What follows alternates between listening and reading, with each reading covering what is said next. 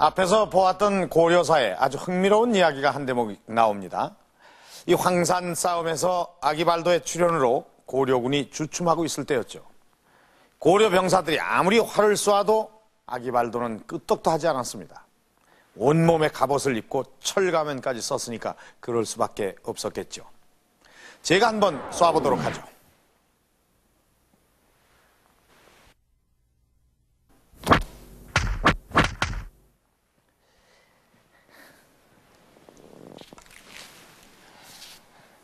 역시 어림도 없군요. 이 아기발도와 싸우는 과정에서 이성계는 아주 신기에 가까운 이 활솜씨를 보여줍니다.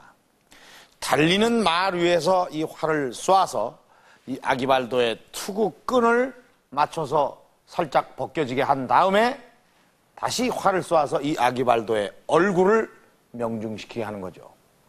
결국 고려는 대승을 거두게 된 겁니다. 참 대단하죠? 그런데 우리가 여기서 주목해야 할 것은 이 이성계의 활솜씨가 아니라 아기발도의 이 무장 수준입니다. 갑옷에 투구에 철가면까지. 분명한 것은 일부 장수들이 이렇게 완벽한 무장을 하고 있다는 겁니다. 근데 이러한 이 무장은 당시 일본 무사들의 이 복장과 아주 일치한다고 볼 수 있습니다.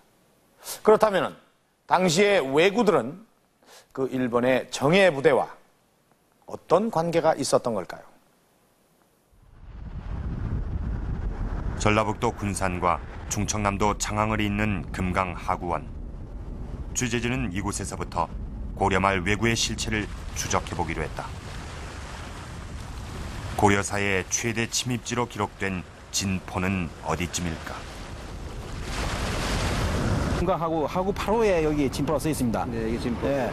근데 볼 때는 이쪽이 네. 지금 네. 군산 쪽에 되나? 그렇죠. 맞은편이 군산이고 네. 이쪽이 이제 현재 우리가 쓰는 게 장항입니다. 예, 네. 진포. 지형이 많이 변했지만 군산과 장항 사이 일대가 옛 진포자리인 것만은 확실했다. 아, 진포입니까? 네. 진포. 저게 대선단 500척이라고 하는 대선단이 여기에 이 근방에 정박했었습니다. 큰 동아줄로 500척이 서로 묶여져 있었어요.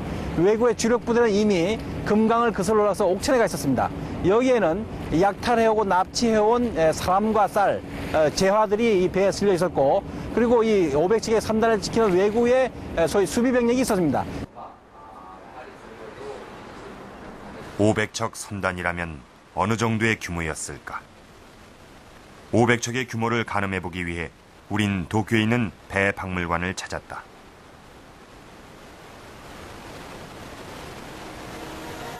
일본의 항해술과 선박기술은 8세기 이후부터 크게 발전한다. 이 박물관엔 시대별로 많은 배가 전시돼 있다.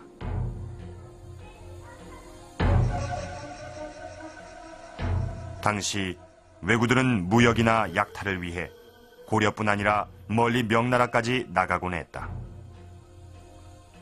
고려에 출몰하던 왜구의 배는 현재 남아있는 것이 없다. 하지만 같은 시대의 이 배들을 통해 그 크기나 기능을 짐작할 수 있을 것이다.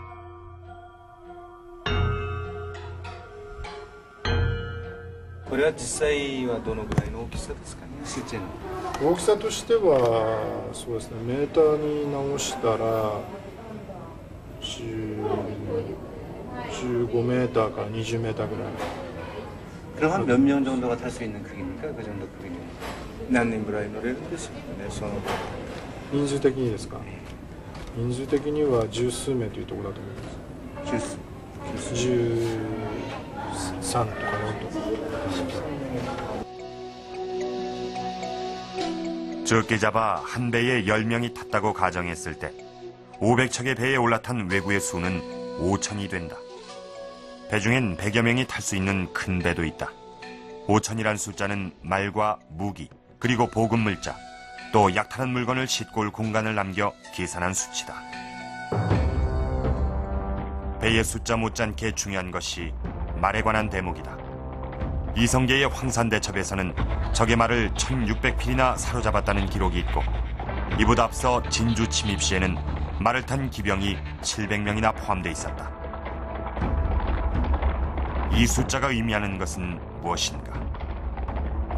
보병 2,000, 기병 700이라는 기사가 있습니다. 그래서 보병과 기병의 비율을 한 3대 1 정도의 비율을 봤을 경우에 기병이 1,600명 있다 그러면 보병은 한 4,000 곱하기 3이니까 한 5,000. 그러면 기병을 포함한 6, 7천 되죠. 거기다가 진포 입구에서 죽은 외국의 병력과 포함한다는 거의 10,000명에 가까운 병력이 아닌가. 이 10,000명에 가까운 병력이라고 하는 것은 500척이라는 대선단에 어울리는 병력을 할 수가 있겠습니다. 이런 대병력이라고 하는 것은 단순한 어떤 도적대라고 보기에는 힘들고, 당시의 전투에서 말이란 존재는 매우 중요한 요소다. 왜구들은 뛰어난 기동력으로 불시에 기습 공격을 감행하고 고려군의 추격을 따돌릴 수 있었다.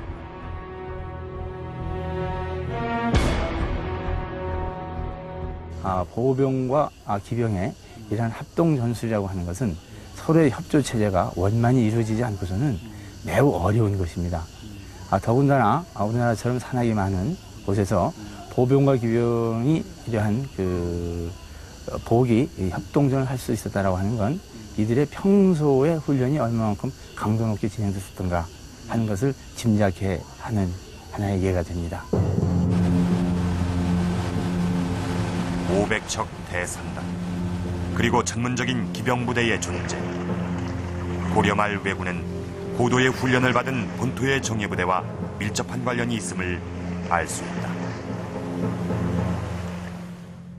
진포에 몰려온 왜구의 숫자가 최소한 3,000에서 5,000명이란 계산을 해봤는데요.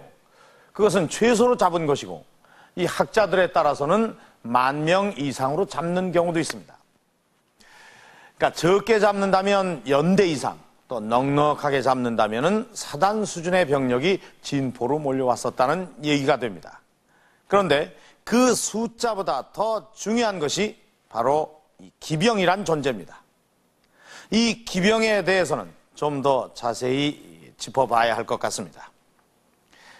자, 이 그림은 일본 무사의 전투 장면을 그린 것인데요.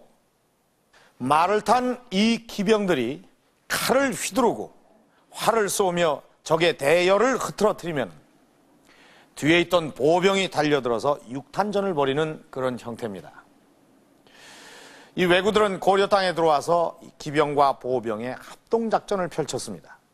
이것은 이 왜구들이 단순한 해적이 아니라 이 고도의 훈련을 받은 전문적인 전투 집단이라는 사실을 보여주는 아주 중요한 증거입니다.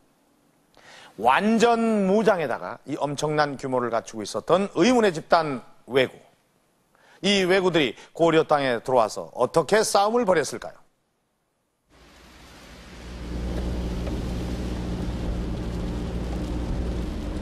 김천에서 상주로 넘어가는 3번 국도. 지금은 그나마 완만해졌지만 고려 때 이 길은 경사가 무척 심한 고갯길이었다. 고개의 이름은 왜유령 혹은 왜너미제로 불린다. 왜너미제라고 합니다. 왜 왜놈이라고 그러죠? 그 확실히 내맥은 몰라도 유래로서 애놈들이 넘어갔다 하면서 왜너미제라고 이름이 나는 모이라요. 왜너미제의 사연은 600여 년을 거슬러 올라가 고려말 왜구에서 비롯된다. 1380년 진포에서 패배한 왜구들은 옥천, 영동,